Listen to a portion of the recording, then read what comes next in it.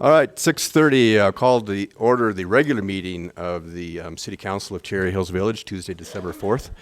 If we could have a roll call. Councillor Safavi? Here. Councillor Wheel? Here. Councillor Brown? Here. Councillor Gallagher? Here. Councillor Sheldon? Here. Councillor Blum? All right, if we could all stand for the pledge. I pledge allegiance to the flag of the United States of America and to the republic for which it stands, one nation, under God, indivisible, with liberty and justice for all.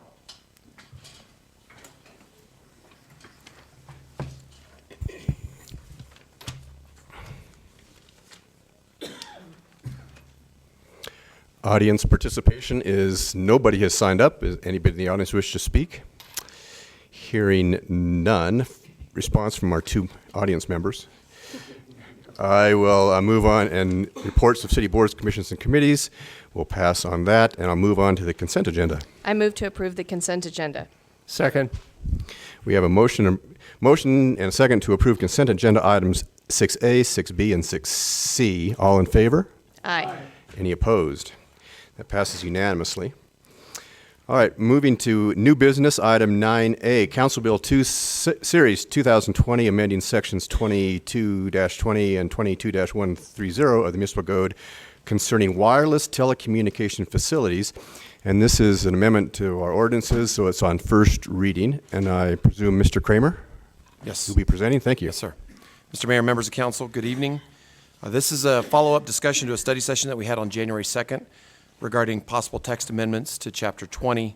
As background, a refresher from our discussion on January 2nd, the technology related to these wireless telecommunication facilities is regulated by federal law, but it's also changing very rapidly. And the challenge before many local jurisdictions is to how to keep up with those while still at the same time remaining consistent with federal regulations.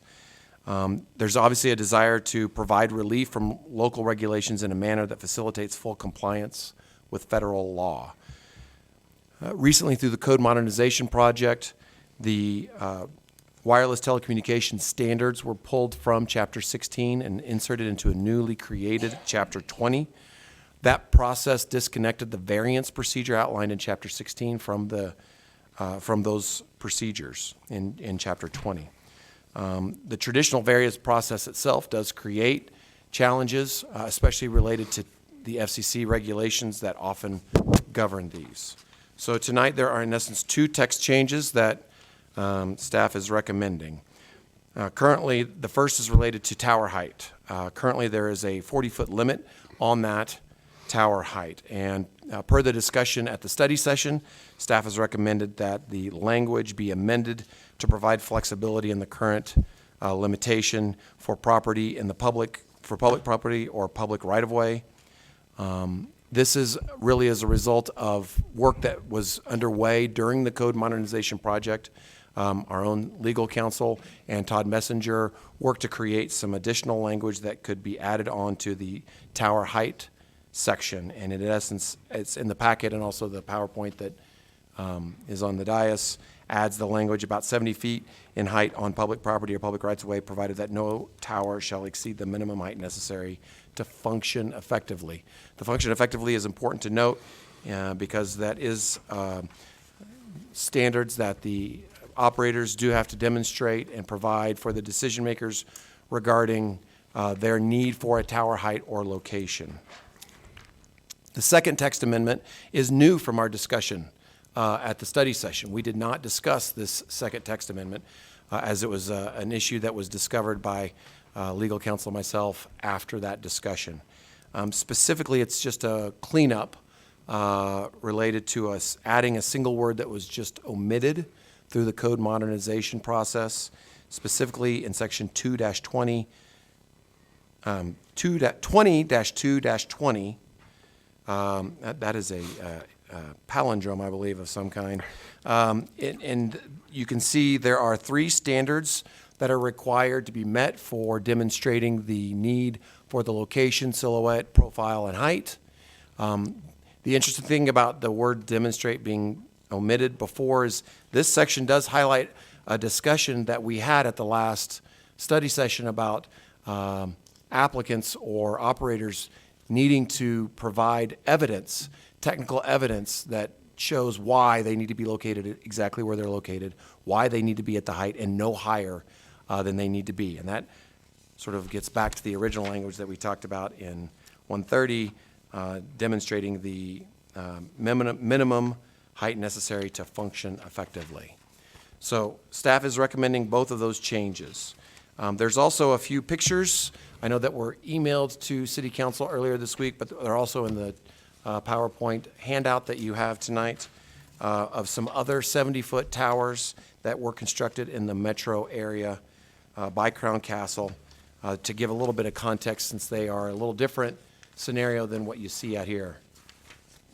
And if you can't see those, they're not in this.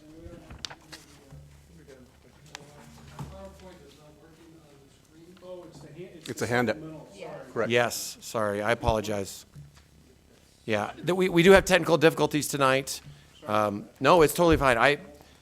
It's obviously not as smooth or user-friendly to have to use the old school handout, so I appreciate your patience on that. But there are some pictures in there, just to provide context and if there's any questions that might come out of those as well. So with that said, staff is recommending both of these text changes and is available for any questions that council may have. Questions, Councilor Blum?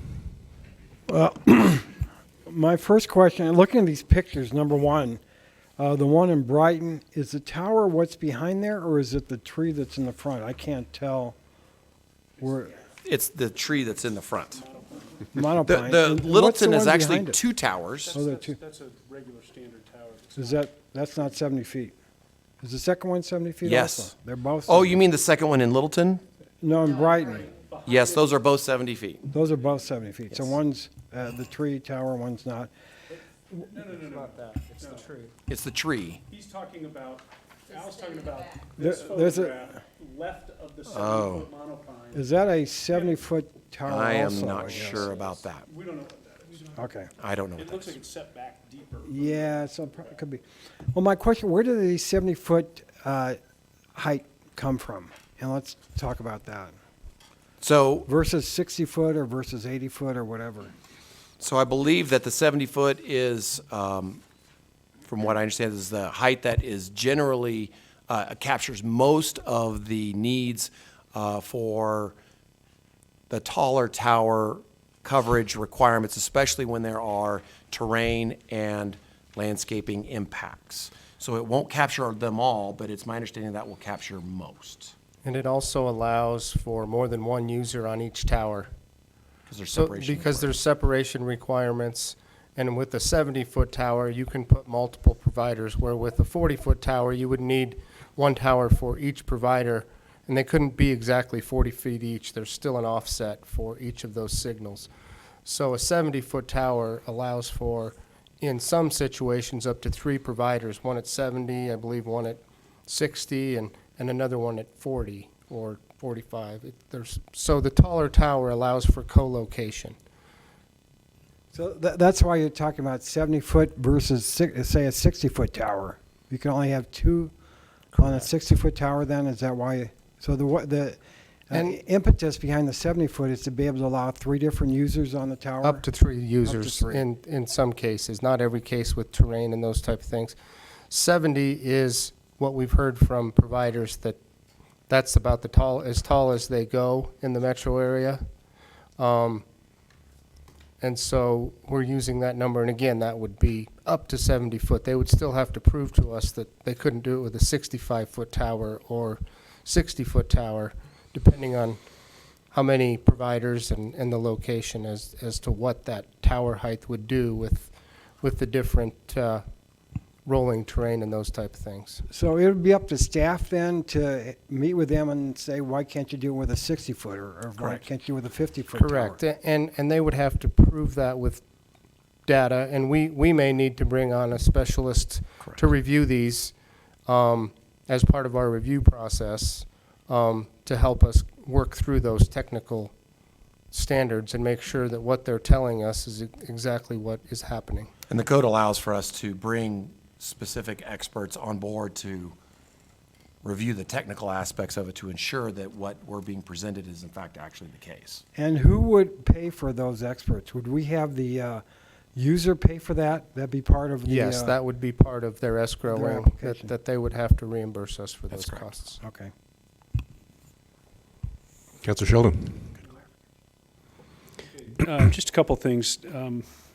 70 feet, I think, is considerably higher than 40. If we're putting 70-foot towers on public property, public right-of-way, near existing residential properties, I would expect the phones to ring, okay? And I know that we have the ability to say, move it this way and that way, and get into a discussion with them about the placement, but we should expect conversations from our neighbors, and probably not pleasant ones. But at the same time, I heard one of you say a moment ago that this is kind of the cost of getting cell coverage, right? So I get all that, but the other thing I want to bring up, and Chris, I'm not sure you were copied directly on this email, but a few hours before tonight's council meeting, we received an email. Council did, I believe Jim did, I don't know if Kathy did, but From Verizon.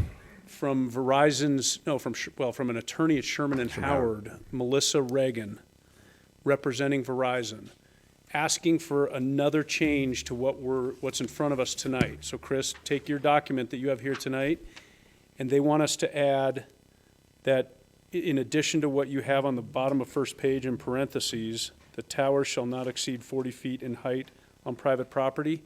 They want that changed to 70 as well on private property. I will just, this may sound like a cop-out, and I'm not intending it to be, but that just has not been what was discussed in October. I'm sure. With City Council from Todd Messenger. It was not what was discussed from us on January 2nd. That would, I don't think we've done the right background work to provide you good context for that. That also seems like that would invite a whole nother level of scrutiny well beyond public property, Listen, that's a different conversation, it feels like. I think to me. we're going to have trouble if we go to a private property owner and ask them to put a 40-foot tower on their property. I think we're going to be in more trouble, but still dire trouble. I think it's dire with asking them for a 40. I think it's more dire, but still dire putting a 70 on there. So I'm not suggesting we take action tonight on this attorney's request because we have not had time to discuss it. You haven't had time to vet it, present to us, discuss with her. Our counsel hasn't even seen this memo. So I'm not suggesting it. I'm bringing it to your attention that maybe, and I don't know that this is the right action, Mayor, but maybe we want to possibly postpone this action in order for staff Well, to review this? is whatever council's pleasure, but this is first reading, so there's always a chance for anybody to come back. The purpose of first reading is to put it out there, and they could come back on the next reading and say, hey, we want you to do this. So we could do it either way. I would suggest you might want to proceed on this and deal it with on the merits and let Verizon come back at the second reading if they really want to proceed. I have no further comments to this, so I'd like to hear the rest of the council. I have one question about your point, just a clarification. It's my understanding that we would never, nor would we have the authority to make a private property owner put the tower. That would be, what they're referring to is if a private property owner, because they get paid for that.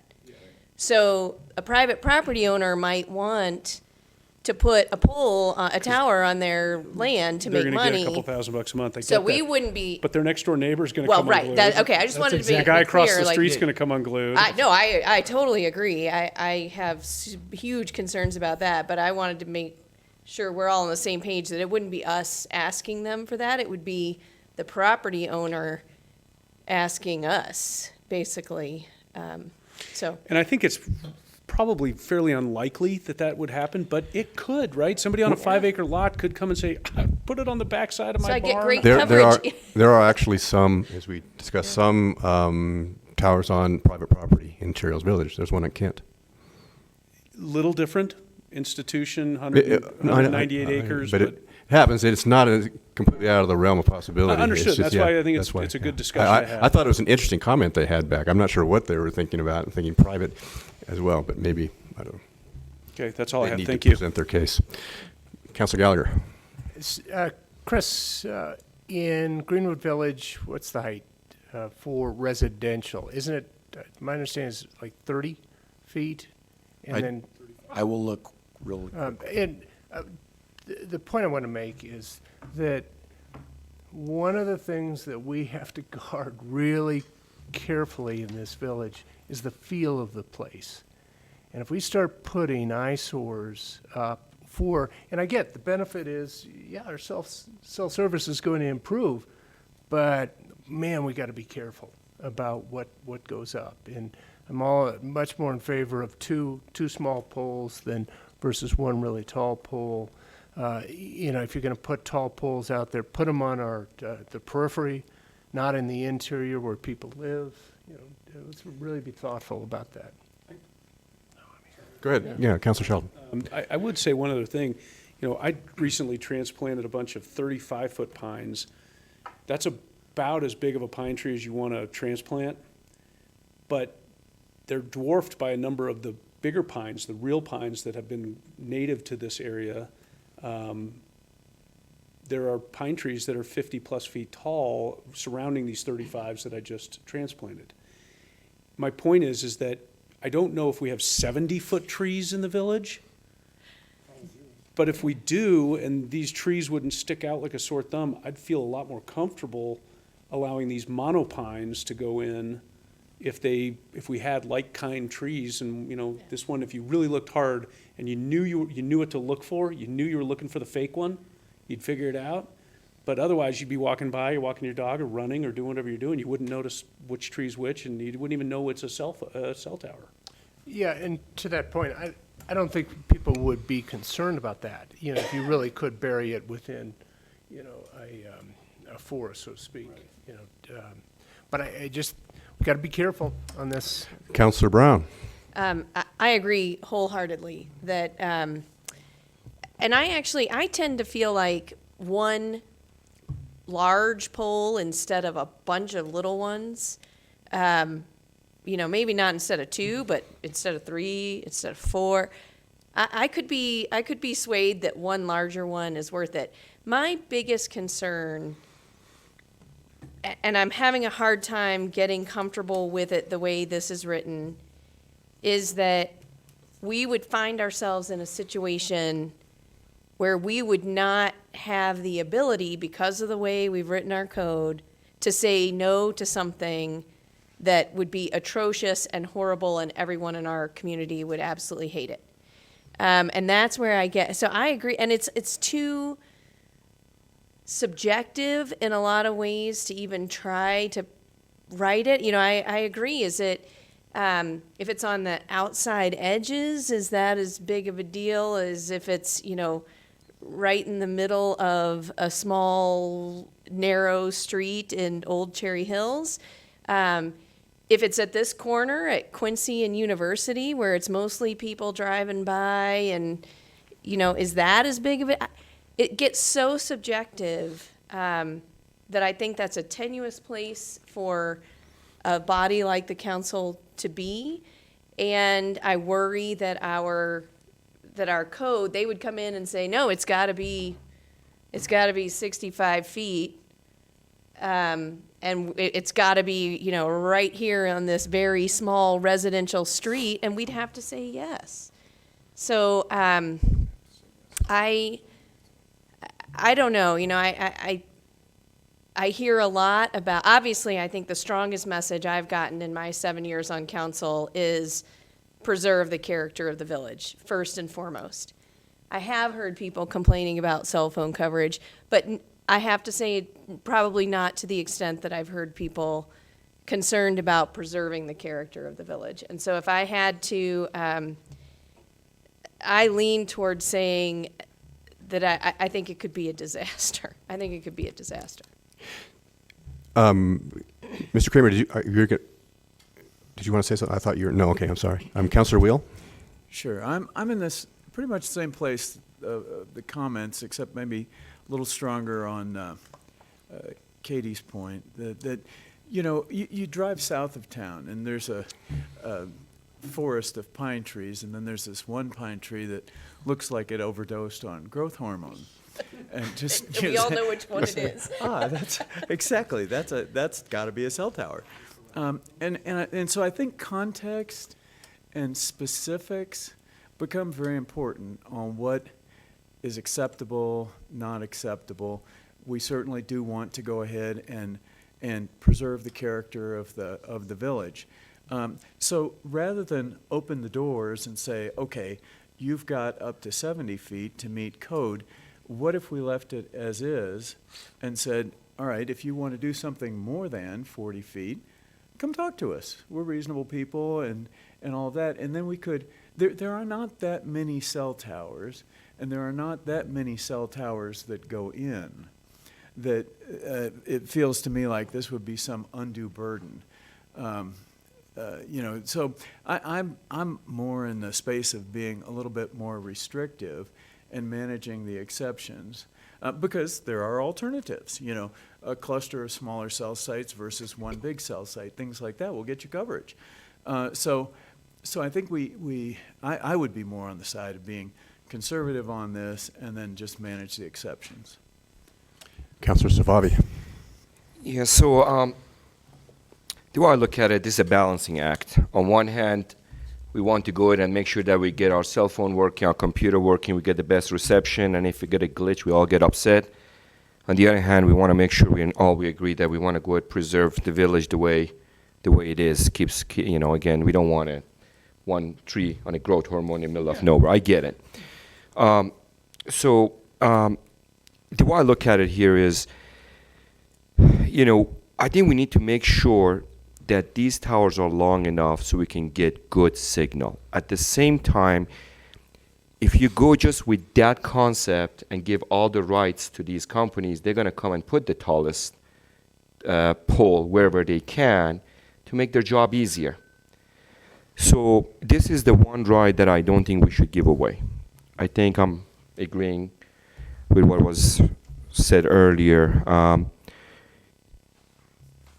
If 40 foot is the minimum and we have no choice and we have to go with it, it is what it is, that's fine.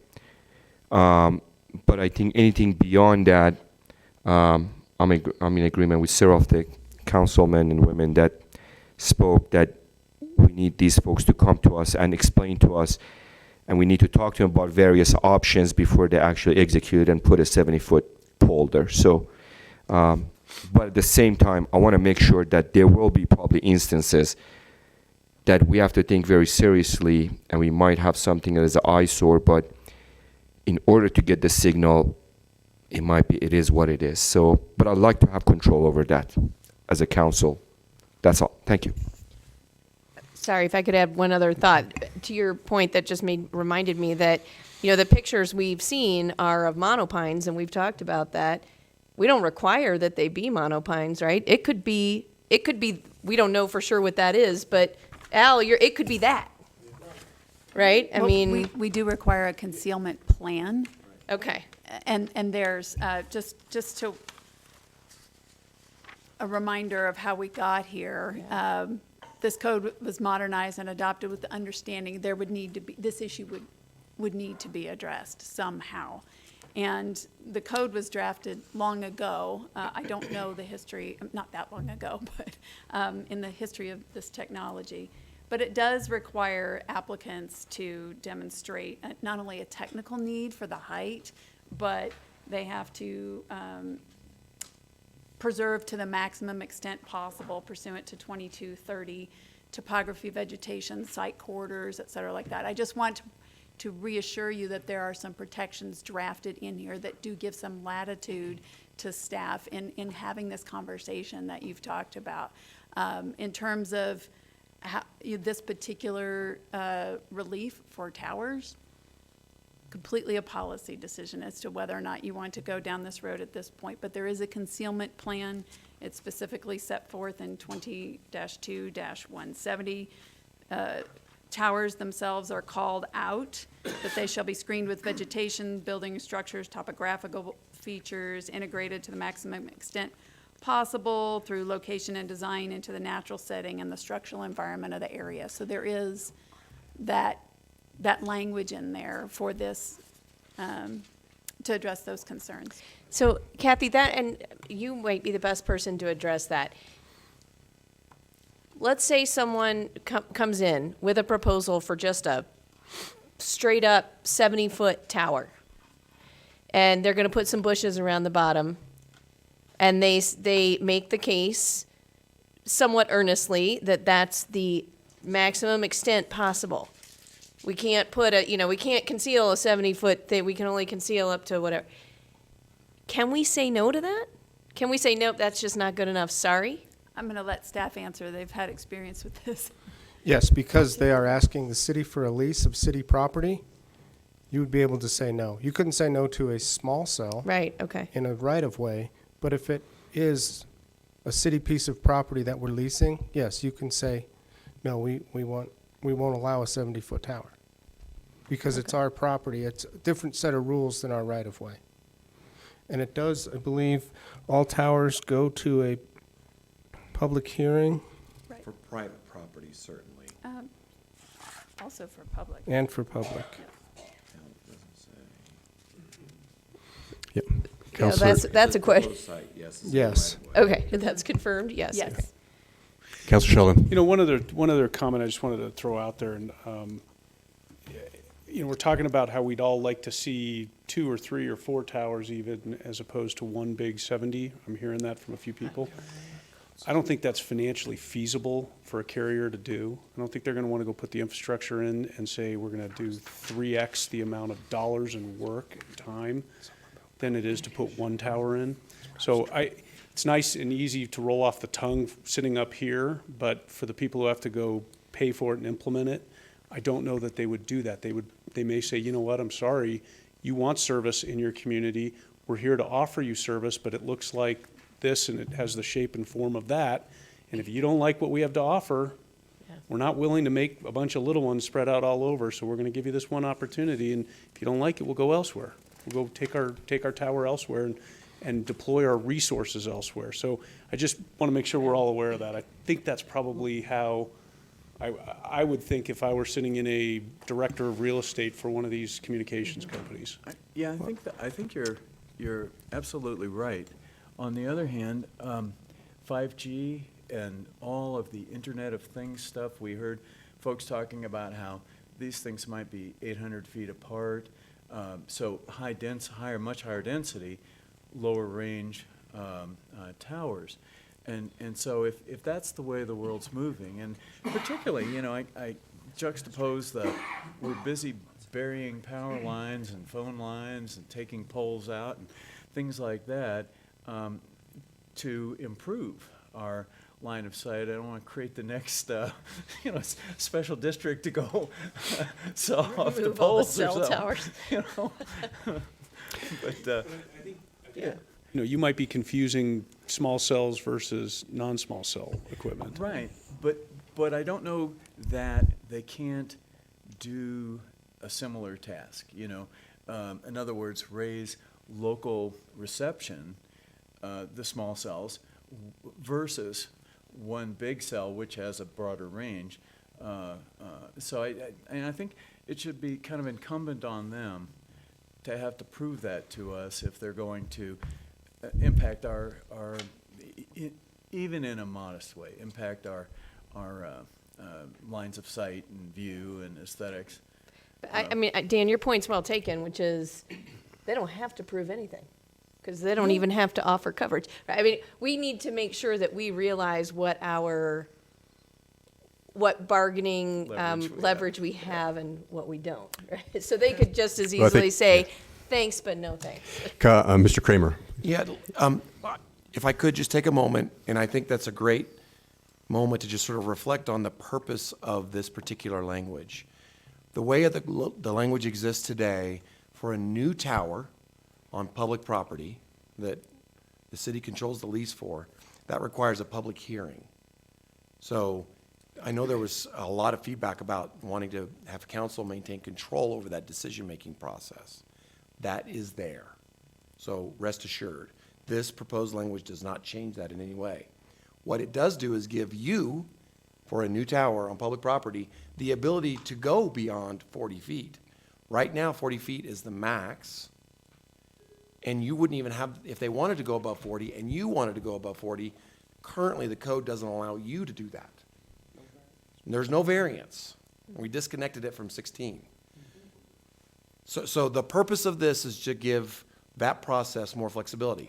If it's a co-located tower, that is actually the part that's done administratively, and that is where that 70 feet could apply administratively. But make no mistake, I don't want council to think that staff on January 2nd or when Todd presented this in October is recommending that you are abdicating your ability to really exert that kind of control. What this does do, though, is give you a tool in your toolbox to work with operators on their proposed new tower. I Right. just So, want to so if clarify there's a that. situation where it does make sense, we could say yes to it. But it gives, Correct. this gives us more flexibility. We can always say no. This is on our property. So Yes. that's my understanding of the ordinances. Correct. And the reason for the ordinance is it gives us more flexibility. We can always say no. I do note that Crown Castle, if you would like to say anything, you're more than welcome. Sure.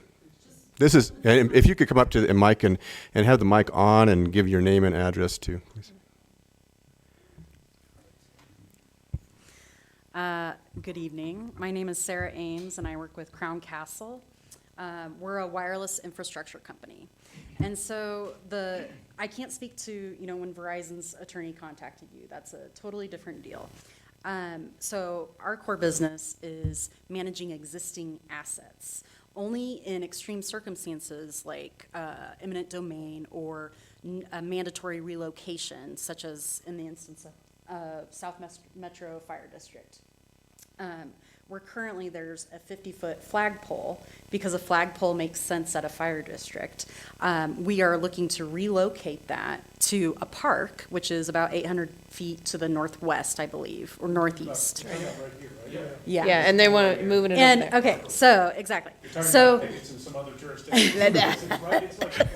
okay, great. So, relocating to a park, a flagpole doesn't make sense anymore, right? A pine tree kind of makes sense. And so we're, as a co-location business, we're very sensitive to maintaining the integrity and matching the environment and architecture of a community, whether it's a flagpole or a pine tree or a silo or a bell tower. We have, there's some amazing stealth options out there. I don't want to mislead you. It will never look exactly like a real tree. They will be able to tell that there are antennas on that structure and that it is not a real tree. So we're looking to maximize the assets that exist and to minimize the number of new assets in a community. You can't just fill it in with small cells, the 30 or 40 foot in the right of way. You still have to, for those to even work, you still have to have a macro site or a hub that is within the vicinity for them to feed off of. And so a small cell can only propagate, I think 250 to 500 feet is the max. So like the 800 foot example, I've never even seen that be successful in a small cell application. But the point is, if you can have a healthy mix of the macro and the small cell, then you can get the coverage that's needed in the community. I think that the context, like you talked about, is something that we're very sensitive to. We do need the 70 feet in order to be able to co-locate two carriers, as Jay had mentioned, potentially three. What you get is shadowing from other architecture or natural things in the environment that block the signal. And so you do have to get to a certain height in order to be able to propagate and cover.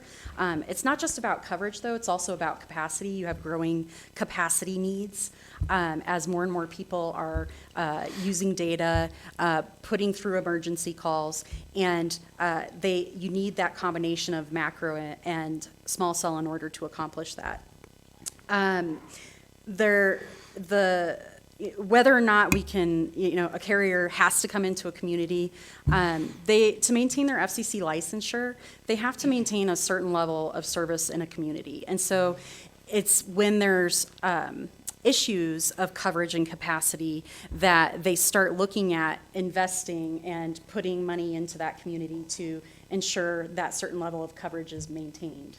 And so, whether it's a 60-foot tower, 3 60-foot towers or 2 70-foot towers, they're going to have to invest in some type of macro installation. They can't just rely on small cells. So I hope that helps explain it a little bit.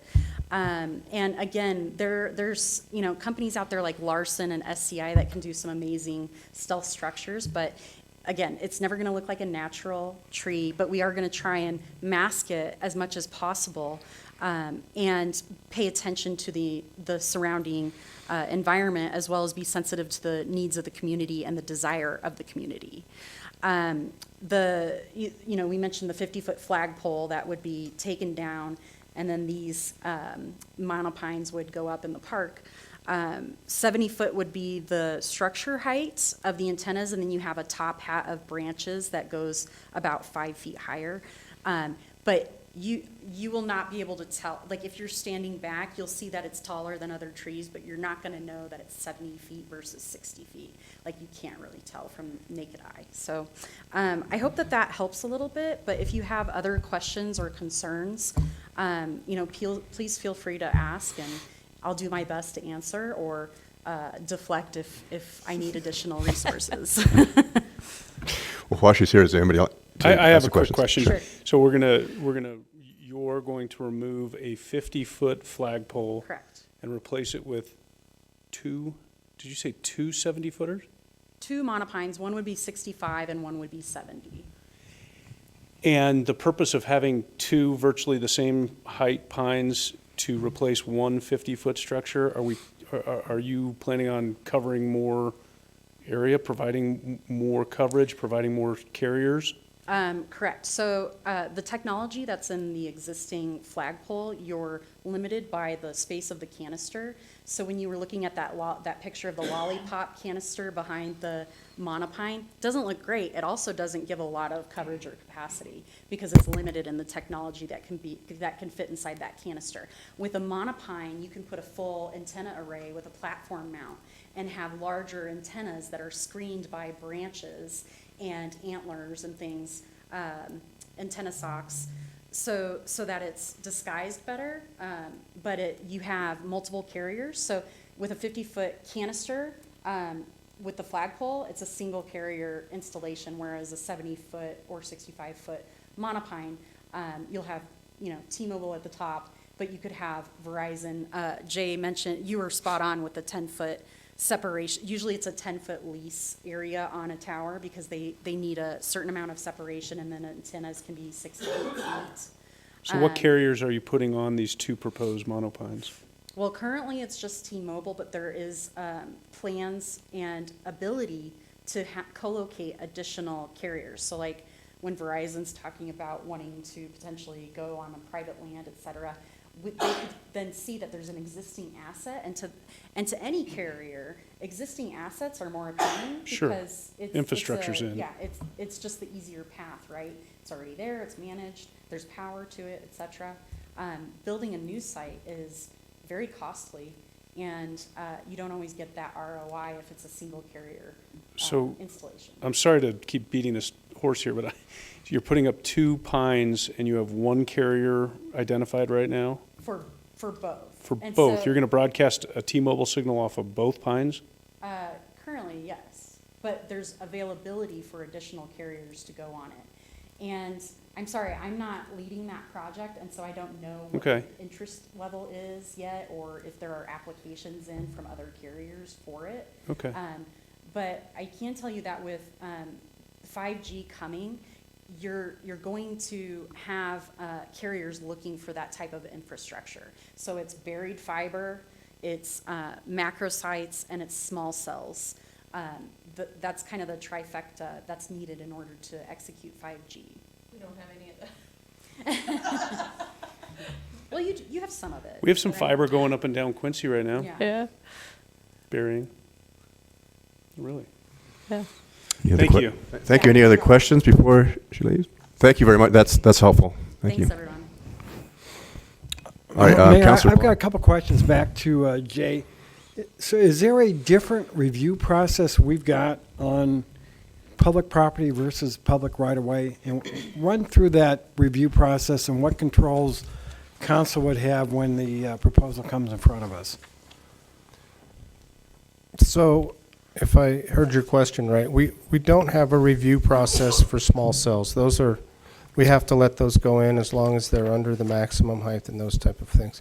So if we wanted to allow a tower, a macro site, in right-of-way, it would be the same process as putting a macro site on a piece of our city-owned property. It's the same review process. Same review, okay.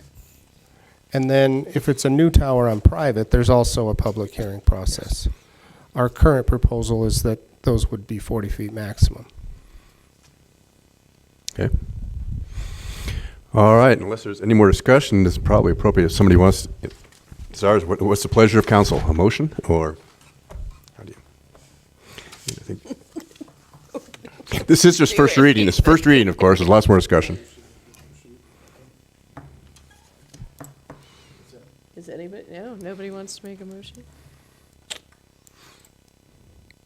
I'm looking, I don't see anybody, so it looks like we're just going to have to move on to the next item on the agenda. Mr. Mayor, if I Kramer. may just clarify one thing. I didn't hear any discussion on the second text amendment, which is just clarifying a typo. Thank you, Mr. Kramer, for pointing that out. I just wanted to highlight that for council. Adding the word demonstrate? Yes. Oh.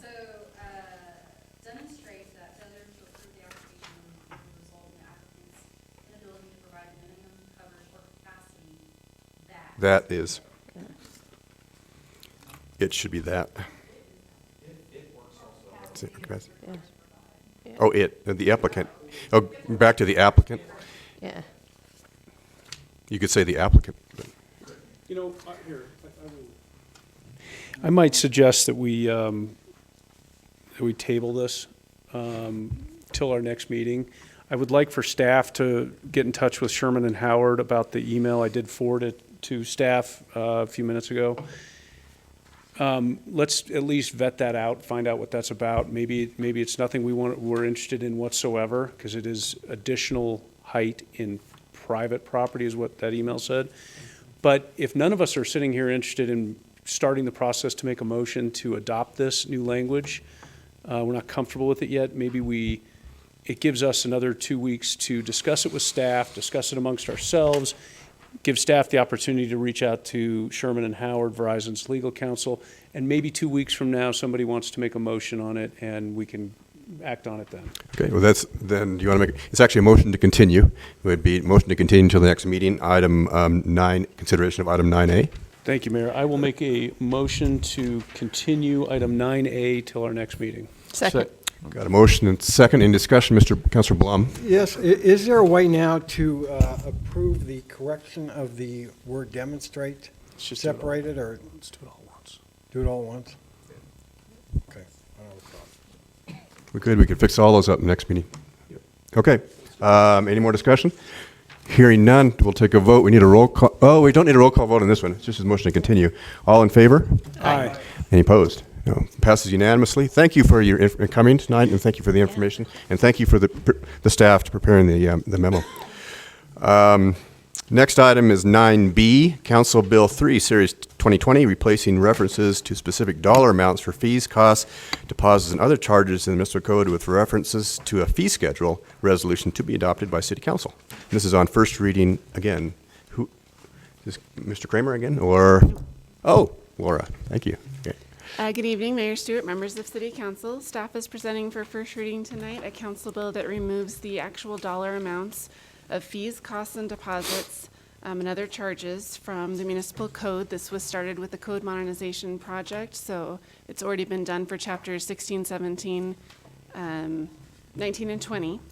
And staff has been working on going through the rest of the code, finding all those fees and removing them into a resolution, which is included as a draft to the council memo. We didn't want to bring it to council to approve the resolution tonight and create any confusion with having fees in multiple places until this council bill is passed. So we'll be bringing that at the meeting with second reading of this council bill, the actual resolution. We also do not have in the council bill anything on Chapter 18 fees because council is currently in the process of adopting a new Chapter 18 with the new International Building Codes. First reading was last meeting and second reading will be next meeting because of the public hearing requirement. So that council bill does not have any actual dollar amount fees in it currently. And then staff is also working with city attorney on redoing the liquor license alcoholic beverages chapter of the code. So you won't see any of those specific parts in this council bill because we're planning on incorporating those changes into that new council bill that will be coming to council shortly. And staff would be happy to answer any questions. Thank you very much. I know that this was a main objective of our work was to modernize and rationalize these fee schedules particularly so that we could put them all in one place and then be able to adopt them or not and change them. Yeah, exactly. So thank you for all this work. Any questions? Councilor Blum? Yes, my question is on this resolution, do we have to, every time there's a change in the fee, do we have to adopt a new resolution to change it? I think we do. That would be the plan. So So- currently in order, I'm sorry, go ahead. Go ahead. Currently, in order to amend any fee in the code, it would be 2 readings, because it would be a council bill to amend the code. So this will take all those out, and we would just adopt a new resolution, and we'd keep all the fees together all the time as one updated resolution with all the updated fees in one place for everyone to find. So anytime a particular fee, for example, a tap fee changes, we'd have to adopt a new resolution every We time? would, and this gives an opportunity for staff to have one kind of go-to place to, on an annual basis perhaps, have everyone look at the resolution and say, okay, is there anything that we want to amend based on the city's services needing to increase those fees? And just to piggyback on what Ms. Gillespie just said, even though it's a resolution that might need to be amended for one specific fee that changed, it's still a lot more nimble. Councilor Sheldon? I guess one question. My comment is that this does totally comport with what we worked on during the code modernization. While our scope was really detailing it on 4 chapters, but this really does align with what our goals were. So I'm going to be in favor of this. I do want to make sure that the fee schedule, I have not gone through each one of these fees on the schedule here in the resolution. I would like confirmation from staff that they do adhere and tie back to the latest round of fees that we have adopted. Okay. With that, then, I have no further questions. Thank you.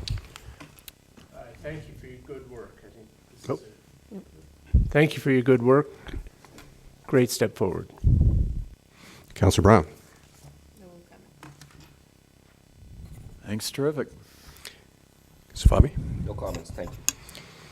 I move to approve Council Bill 3, Series 2020, replacing references to specific dollar amounts for fees, costs, deposits, and other charges in the municipal code with references to a fee schedule resolution to be adopted by City Council. Second? I have a motion and a second. This is a roll call. Roll call, please. Counselor Safavi? Approved. Counselor Wheel? Yes. Counselor Brown? Yes. Counselor Gallagher? Yes. Counselor Sheldon? Yes. Counselor Blum? Yes. Okay, that completes the new business. Now we'll move on to reports. I have a brief report here. Let's see, on January 23rd, Councilor Gallagher and I attended the Arapahoe County Transportation Forum. It was chaired by Commissioner Jeff Baker, and I'll let Councilor Gallagher describe that, but there was discussion generally regarding a countywide funding mechanism. If we had a lot of money, how would we allocate it to our roads? And I'll let Councilor Gallagher speak to that. And on Friday, January 24th, the CML Executive Board met and took up recommendations of the Policy Committee. There are just a couple that kind of would affect us that are interesting. There's one Senate Bill 2044 that would require 10% of the net revenue from sales of motor vehicles to be credited to the Highway Users Fund, and that's appropriated 60% to the state, 22 to the county, and 18 to municipal, which means some money would be coming to us.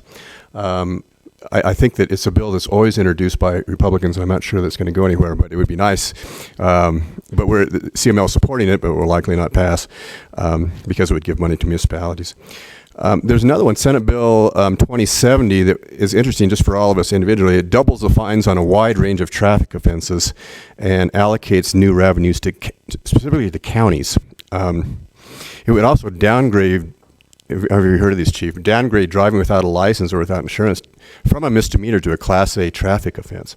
So, which is the objection of most nomunicipalities, saying we can't do that because we would. I mean, that's the one thing we have of people who are driving illegally is it's a misdemeanor. If you decriminalize it, nobody's going to care. There's not going to drive with a license anymore. So CML is going to oppose it, but it's out there. There's also Senate Bill 2065 that would propose limits on cell phone use. I'm sure it doesn't apply to any of us while driving, without hands-free. The first offense would be $50 and 2 points. The second offense, $100 and 2 points. Third offense, $200 and 4 points, and for later violations. And then if you're driving while texting, it's $300 and 4 points.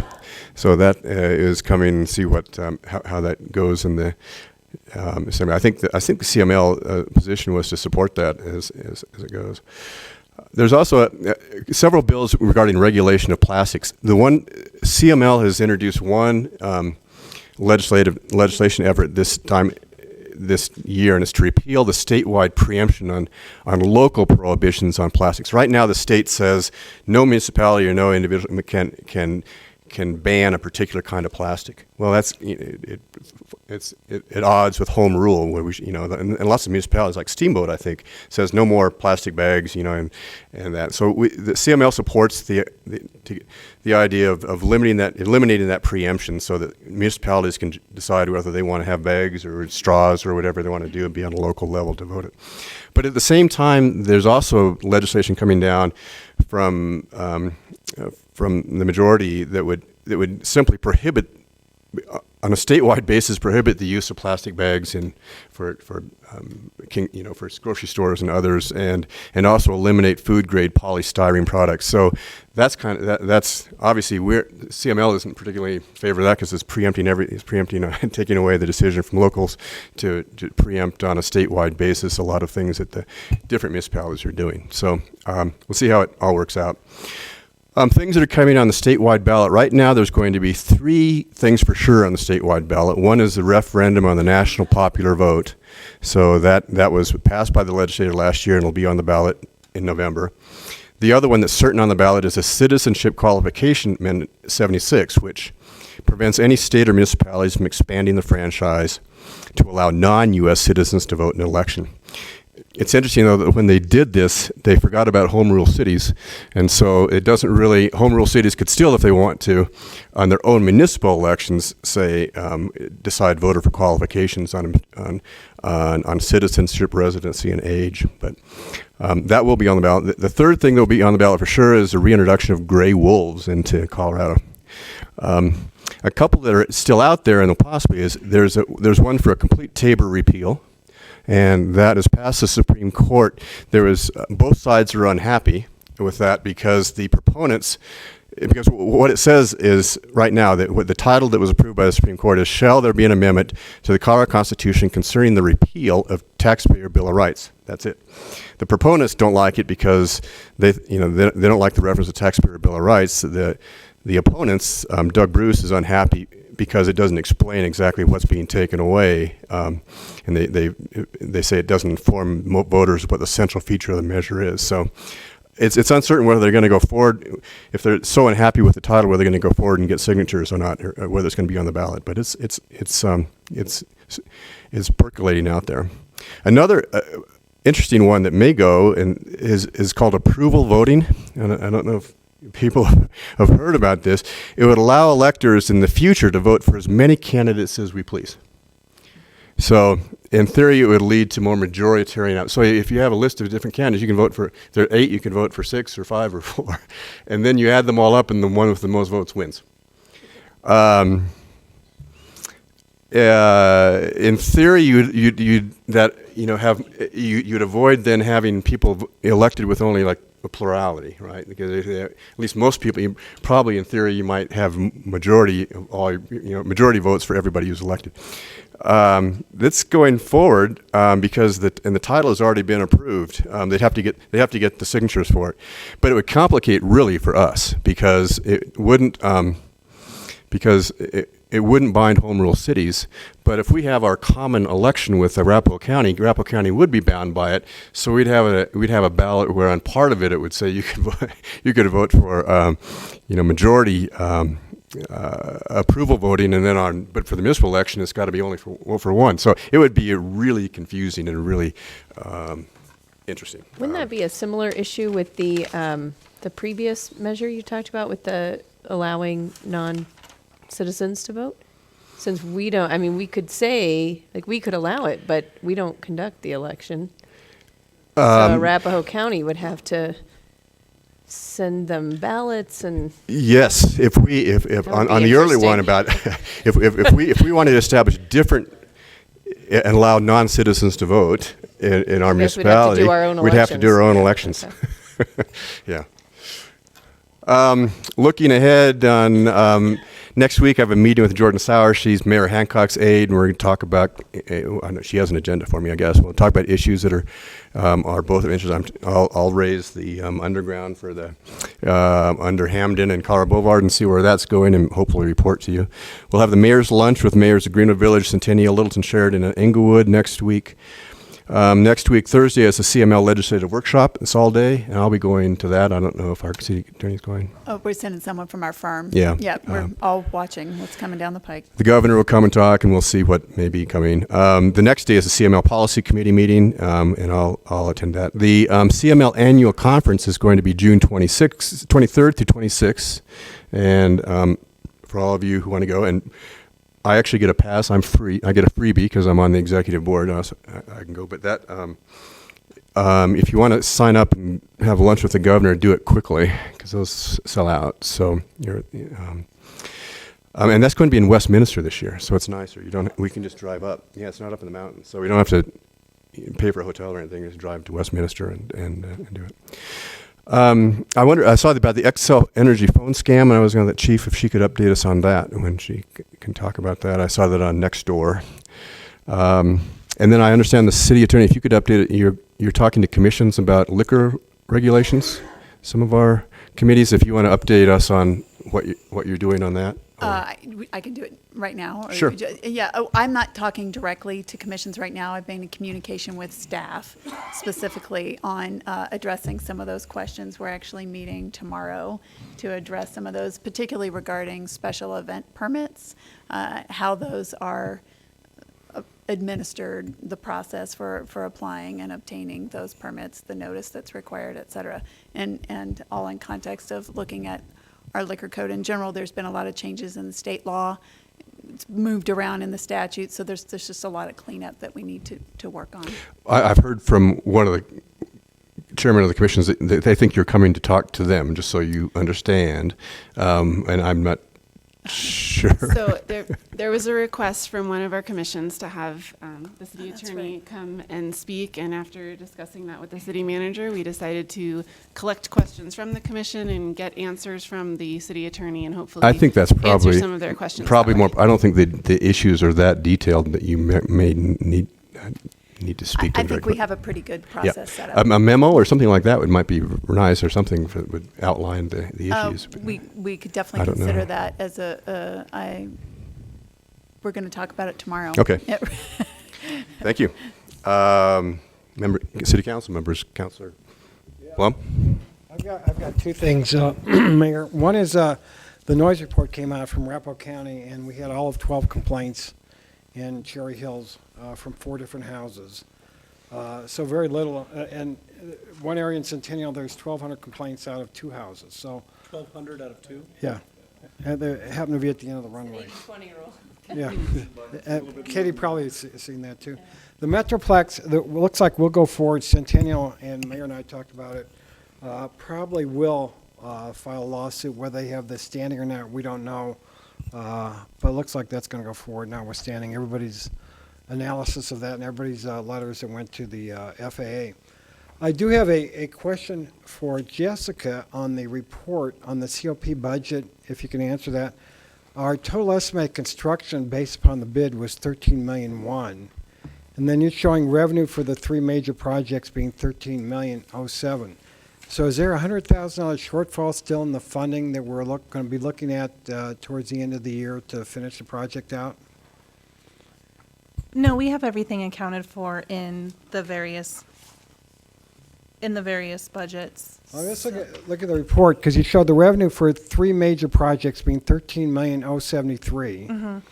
And then you go to the top, looking at the bids on the construction is 13,001. That was based on their bid, so the total expenses that we're expecting is 13,068. So it would be less than the It would be original less bid. than the Okay. bid. Yeah, thank you. You're welcome. So my only update is regarding an agenda item for next week. We've got Bellevue and I-25 interchange on the agenda for a discussion from Greenwood Village staff to come in here and present to us. I expressed a little bit of concern recently to Jim about the way that study is going about, the structure of it.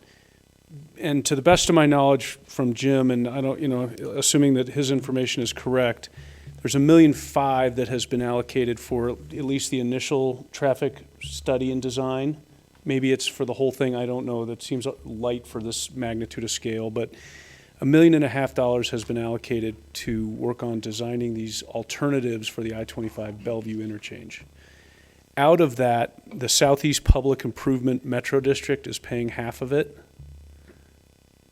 Denver's paying a third of the rest of the half, or a sixth.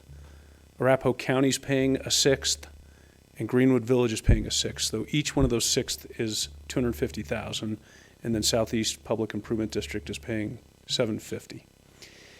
We're not on the hook for any of it. That's the good news. The bad news is we probably don't get a seat at the big boy table when it comes to discussing any of these designs. We are going to be presented to. I don't expect that we're going to be asked for our opinion. And if we are, I'm assuming that it's going to be as a courtesy, but without a whole lot of credence given to it. I don't know if it's too late for us to throw our hat in and say, hey, we want to be part of this.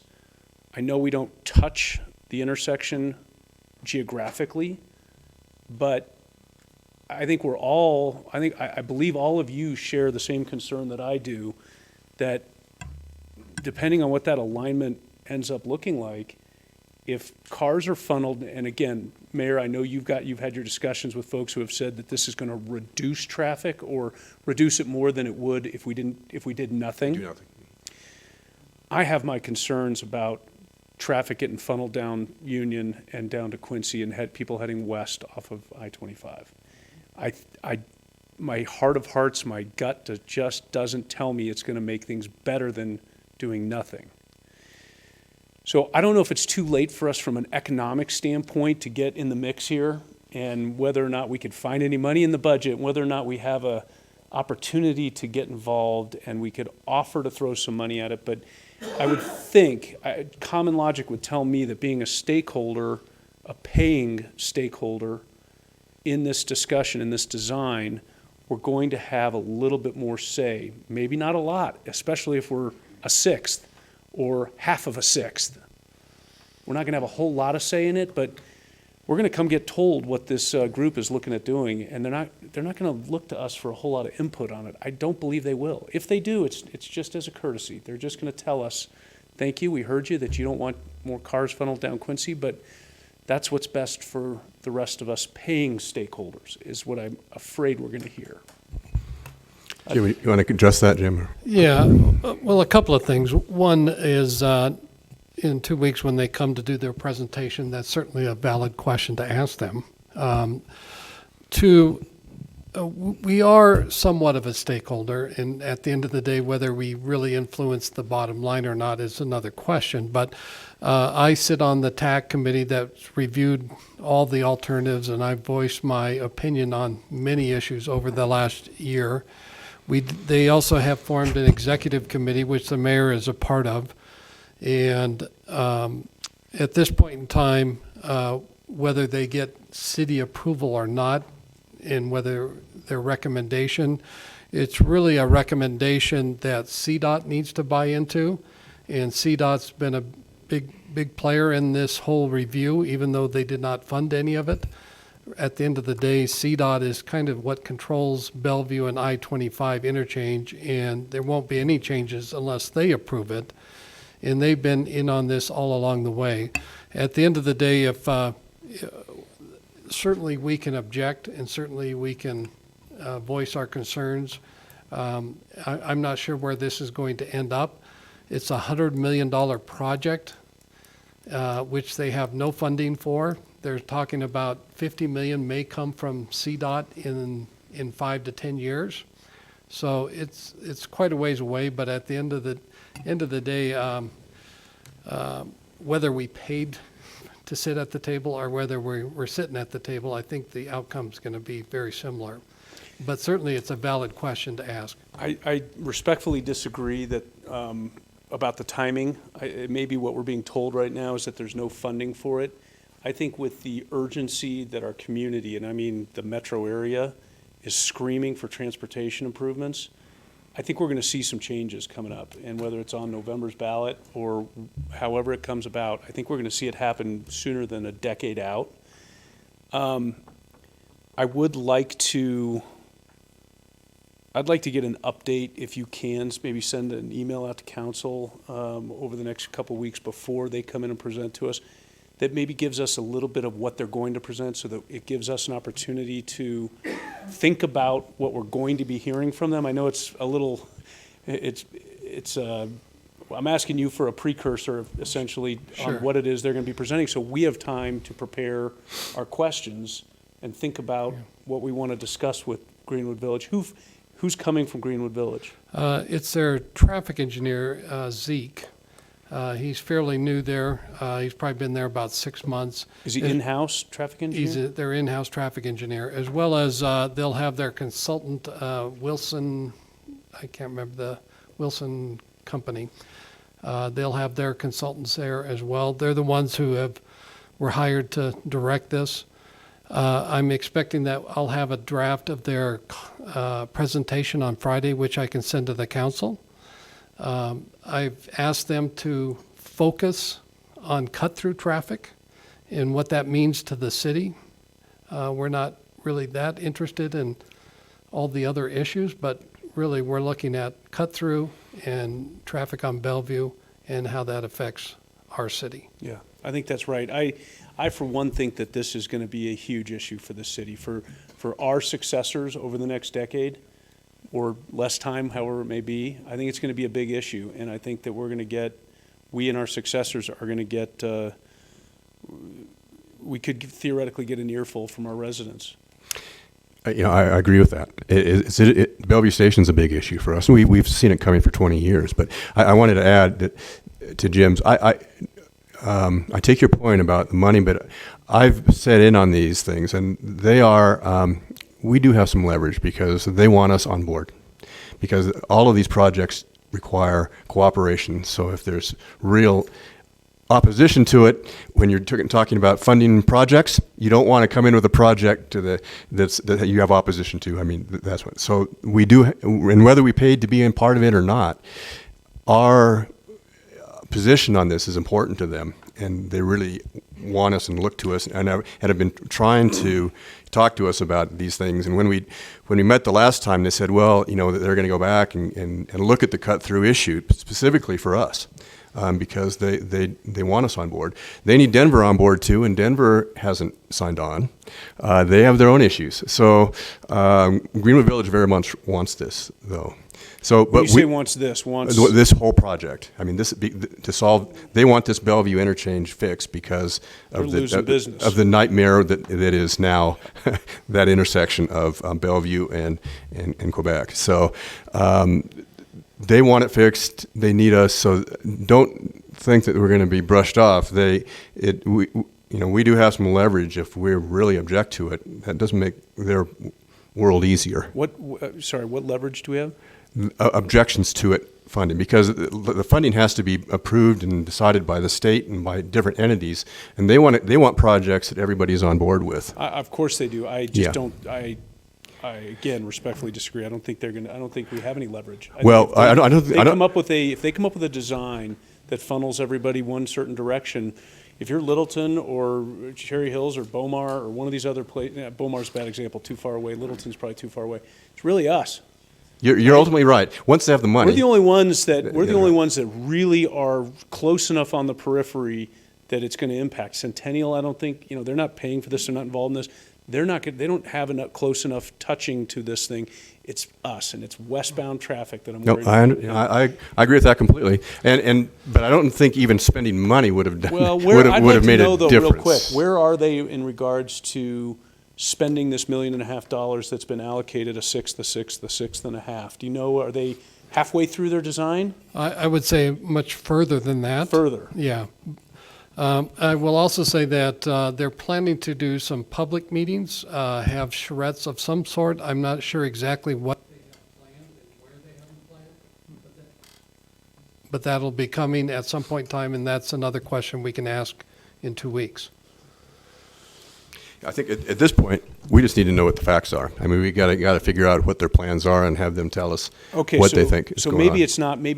maybe our opposition is not in the form of throwing some money at it and being a stakeholder in the design, but I think we better be thinking about how to gear ourselves up for our citizens, because if we just stand by and be idle on this, I think we are going to have some really upset. Oh, no, I agree. And I can say this, that every meeting I've attended, I think they're sick of me because I've approached it from that same standpoint that our residents are going to be highly concerned about what is happening at this interchange.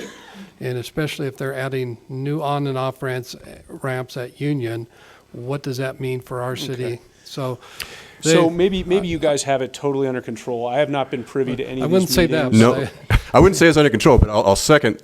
I've watched Jim at these meetings, and yes, I mean we're very specific in saying, look, these solutions appear to be trying to solve your problems and shoving them over to us, and that's, we make very clear, and they say, oh no, that's not what's going to happen. So let's see what they say. I mean, that's what we have to hear. Just why is it procedurally? Why is Greenwood Village? Are they the lead agency, even though they're only putting in $250 of the $1.5 million?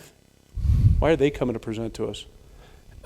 Well, I don't know why they're part of the lead team. It seems like the consultants have been working a lot with Greenwood, and maybe they've been designated out of the funding group to be the lead on this project. I don't have the background on that. Would you also do me a favor, or councils in general? Would you please find out? Would you one of you please get me the boundaries of this metro district? I'd like to see where the metro district boundaries are. It pretty much Southeast follows Public the Improvement. I-25 corridor from approximately Bellevue down south through Arapahoe County. To Dry Creek or something? Yeah.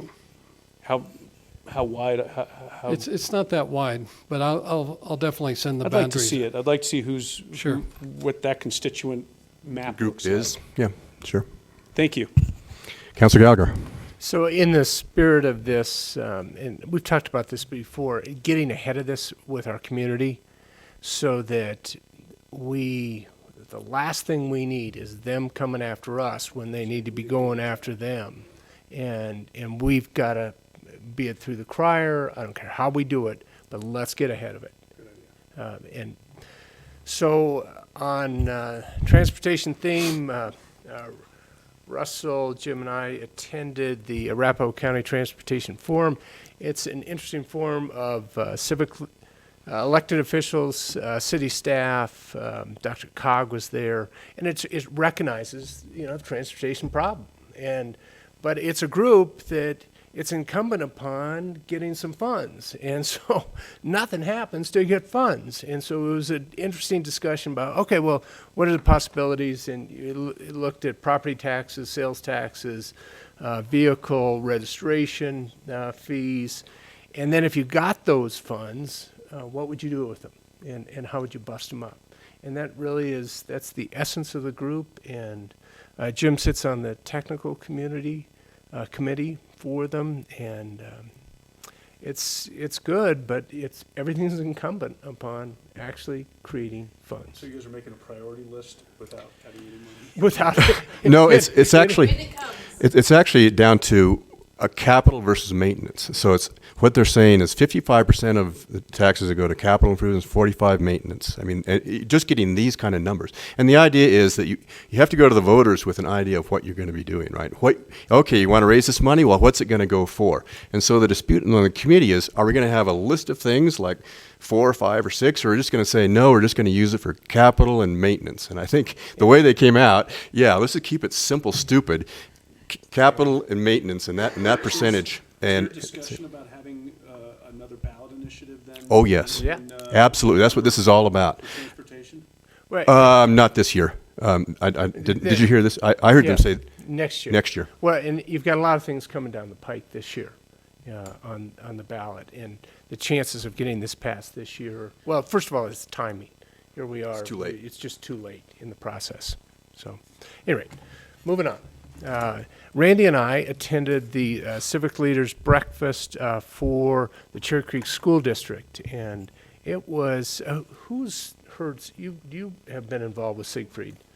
It's the first time I've heard him speak, and Randy, you pipe in as well, but here are the takeaways. You know, it was the first time I've heard the discussion that this is a destination district. Well, the reality is it's always been, people have wanted to often, it is a destination district.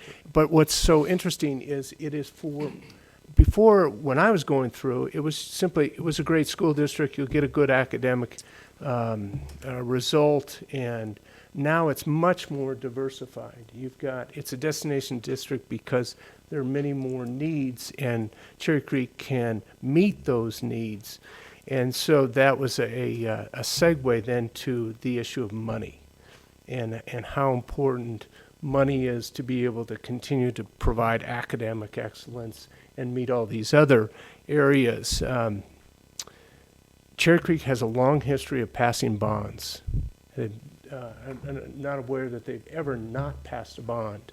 Here's what is a really interesting observation.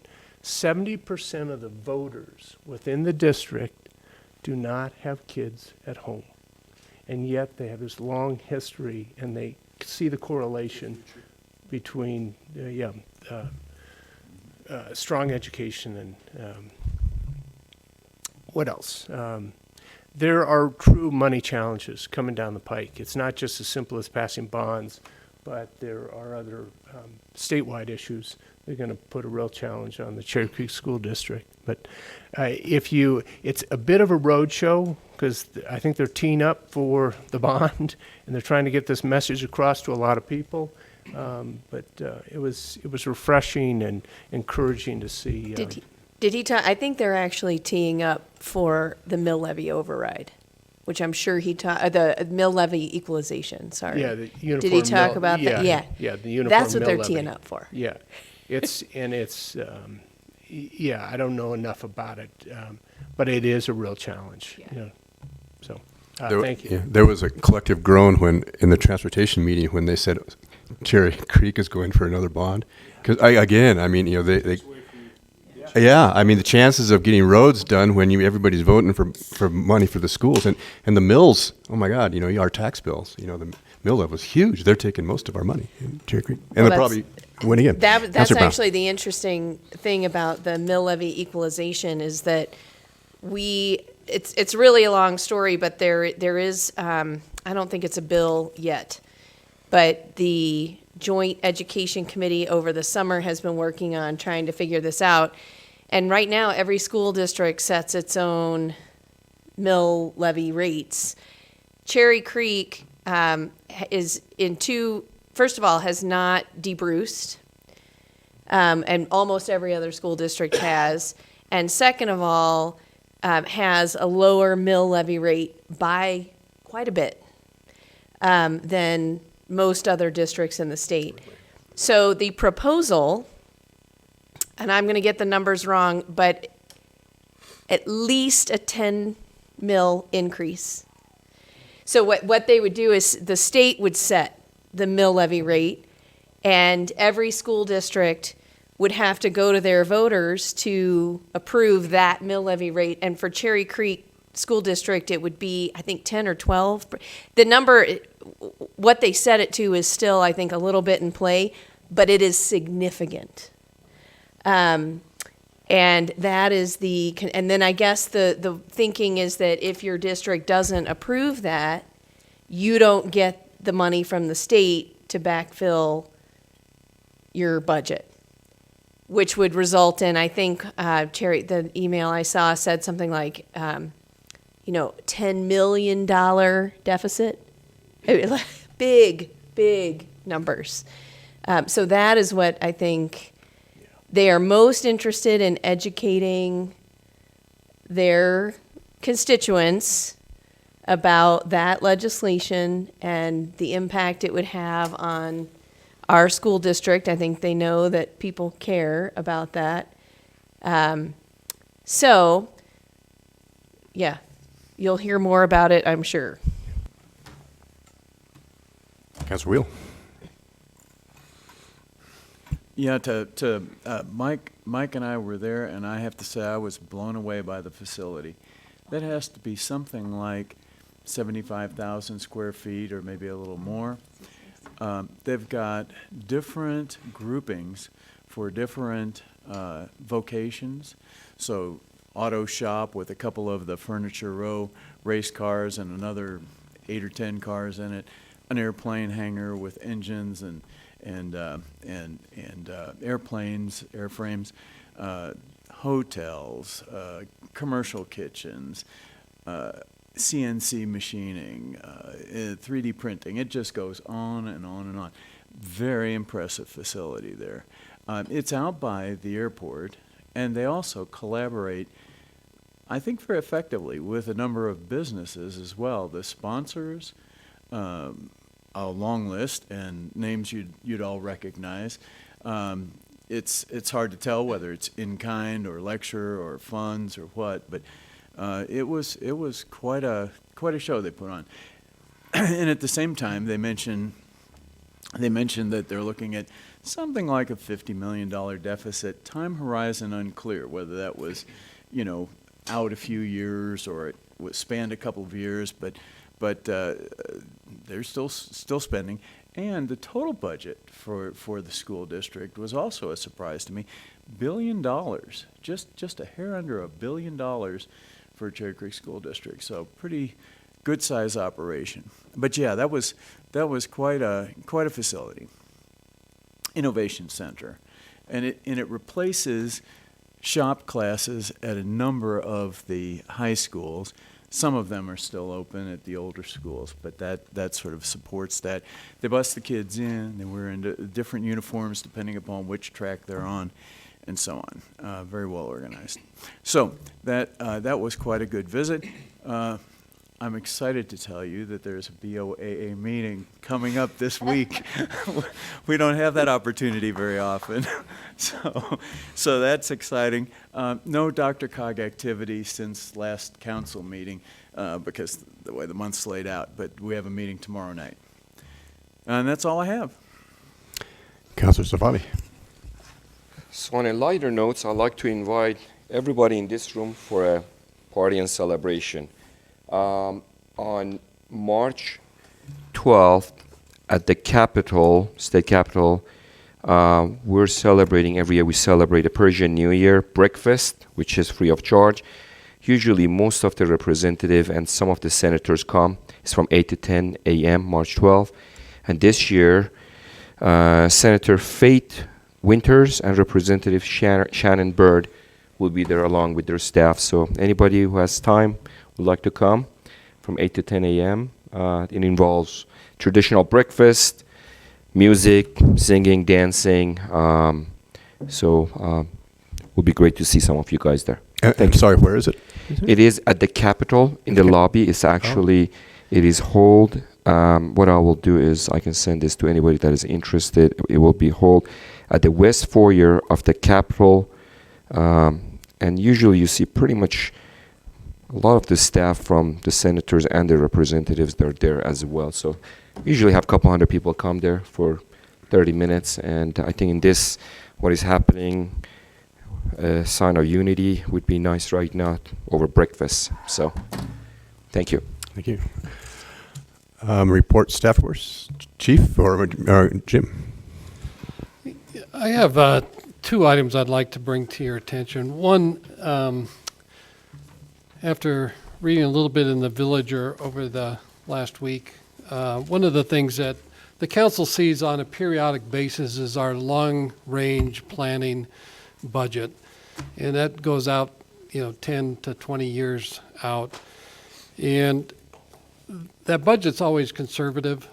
And as an example of that, you'll see in the staff reports under the budgeting that the revenue exceeded our expenditures this year by 1.25 million. That's a big chunk that goes back into the general fund next year.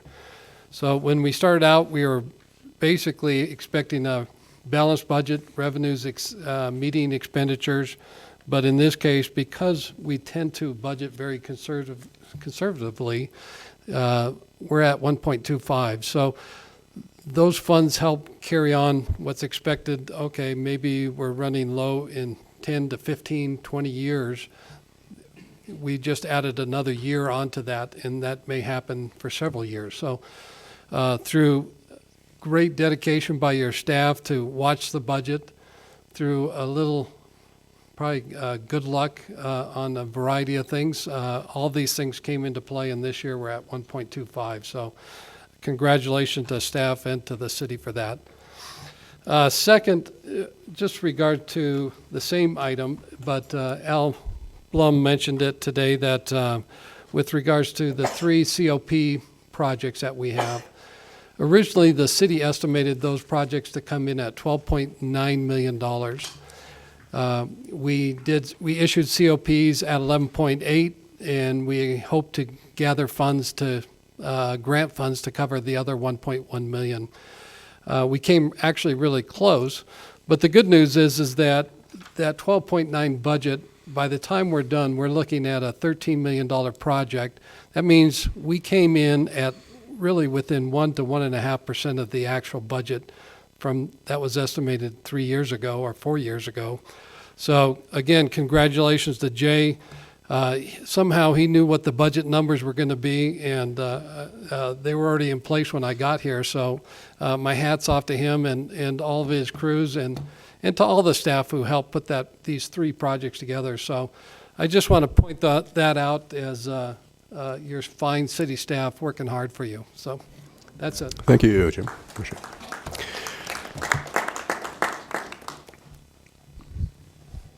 Chief, sorry. I was harassing Jay. Just a couple of quick things. One of our former city councilmen called me yesterday and told me that he had an attempted scam on him, Mr. Griffin, just so you know. And it has to deal with Xcel Energy. They're calling people saying we're going to turn off your electricity if you don't give us the old credit card number. So he called and double-checked, and Xcel admitted that they've gotten several calls on this. Greenwood Village apparently has been experiencing this also. So we did a little info item, and it's been sent out on Facebook, Nextdoor, and all of those good things. So we've got that covered. So if anybody's asking you, anytime you get a phone call and somebody's telling you, I want money, I want you to get a gift card, I want you to do this, you just hang up on them. And if you have that, no, I don't know, call the company itself. Chief, let me ask you, because I got an email today saying they were going to shut off an old account of mine, Xcel, and they put an account number on there, and I thought it may have been on a trailer or something. We had a construction trailer. I had my staff follow up, and they could not get anything. So is that similar scam that they're I don't know anything about emails. This was just over the phone. I haven't been told about that one. But again, to me, anytime anybody's asking you for money of any type and you say, well, I'm not sure about that, call the company itself. Don't let these people fool you into giving you anything. So that was the first one. And then secondly, we sent out a second information item today on the residence at 4301 South Holly, which is the house right on the corner of Holly and Quincy. That house, I believe the residents are moving forward with whatever they're going to do. I don't know. I don't have the plans. I don't know if it's a scrape or a remodel. But in the meantime, they are letting South Metro Fire District use the home for training. And we've double-checked on that. There will be no destructive, quote-unquote, type of training. They're not going to set it on fire and then put it out. But there might be apparatus there. There could be some fake smoke. And folks will be, the firefighters will be in and out of there up until May. So we've put that out with a phone number that if anybody has any questions about what's going on the house, at the house, to call South Metro Fire. So we put both of those out today. Thank you. Yes, thank you. Mr. Kramer? Mr. Goldie? Okay. Al, if your power gets shut off, no. All right, and City Attorney, you've already chimed in, is that? Okay. And Laura, thank you for your work, appreciate it. Okay, if there's no more business, entertain a motion. Move to adjourn. Move to adjourn. All in favor? Aye. Thank you. See you all next time. Oh, this can be off, this doesn't mean to be on the record, but are we going to have a quorum for the March 5th, 19th, Laura? 17th? We will? Okay.